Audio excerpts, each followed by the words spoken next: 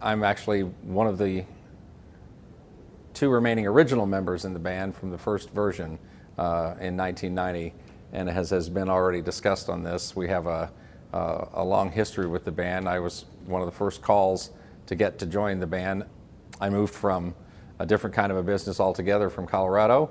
I joined on a whim because the person that was involved with that, Steve Walker, I figured that if anybody could do the job and put a band together as he described to me on the phone, that I was in. I was going to be I'll do whatever you want to do, and with the players that he had told me that were in the band, I was a go. So my wife and I packed up what we had going in Colorado, moved back to Indianapolis, and that was in basically the spring of 1990, and here I am almost 25 years later still doing it.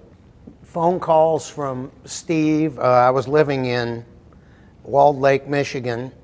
I had been in a traveling band for 5 years, and it kind of all fell apart.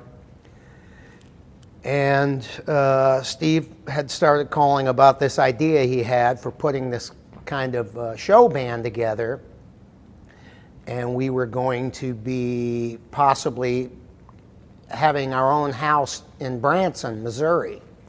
So on that, it was interesting enough for me. I was substitute school bus driver at the time, so it was compelling enough for me to drive up back and forth from Detroit on a few occasions to at least talk about these ideas, and that's kind of how it came about. That was 1990. I believe it was either 99 or 2000. I was playing at the Adams Mark Hotel with a band called Max Tempo, a techno dance band that I'd been traveling around with the States and overseas. And they were in town, Steve and Marshall, Samantha, they were in town looking for a new female singer. And they came to see Gabrielle, who in Max Tempo, she was my girlfriend and we were dating at the time. So we'd been on the road together, her and I. And they hired Gabrielle, and Steve had made a decision that he wanted to add another guy to the group, and Gabrielle had made it known that I was, not happy with my current situation and I wanted out. So they brought me in about a year later. I've been with them ever since, about 15, 16 years.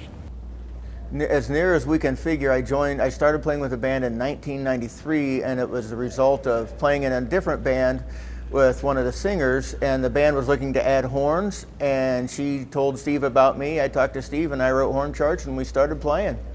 And the rest, as they say, is history. Yeah, I got off, I've been playing in Spain and then different places. I've been playing every day just about for years, and I got back into Indianapolis and I started teaching privately, and I ran into Jay Young, and I told him, I don't want to play any gigs, Jay. So one day he yells up to me, hey Gary, I know you don't want to play any gigs, but I need you to do this one. So I said yes.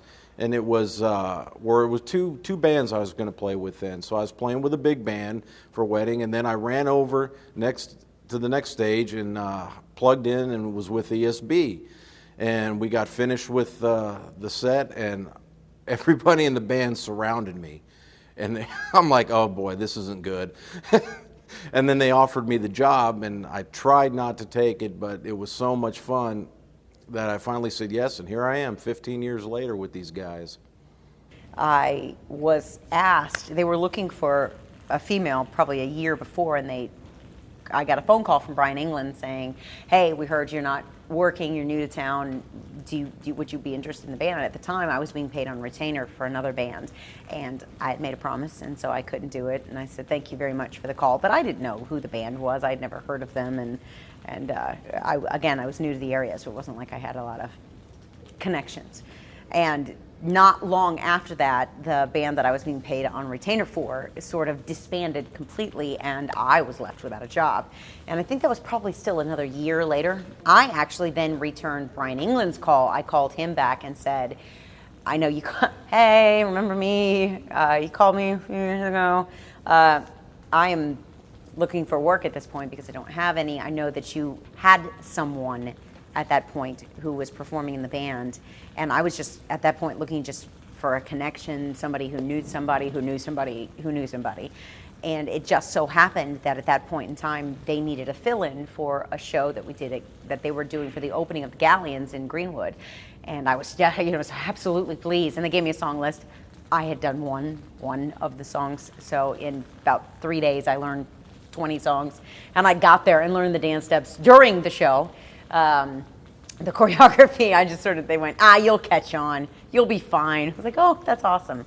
They sort of decided and moved some things around and called me a few weeks later and said, hey, if you're interested, we're looking for a girl to travel and go on the road and do what we do. Are you interested? And of course, I jumped at the chance. I saw the band just right around then, and I remember we were downtown at the convention center, and I came in and I met Brian England and Brian Goodwin, and they sort of ushered me to the soundboard, and I sat down and I watched the band.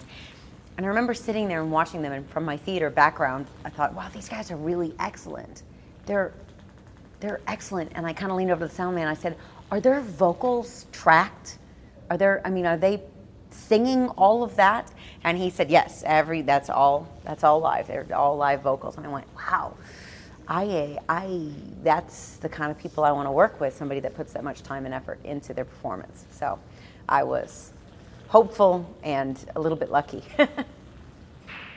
I joined the band. My first show was, my anniversary is always St. Patty's Day. I started in 2007. And I had a phone call, came in, said, hey, the band's looking for a drummer. I went and auditioned, and that was in August, and I didn't get a phone call back until like almost December for a second audition.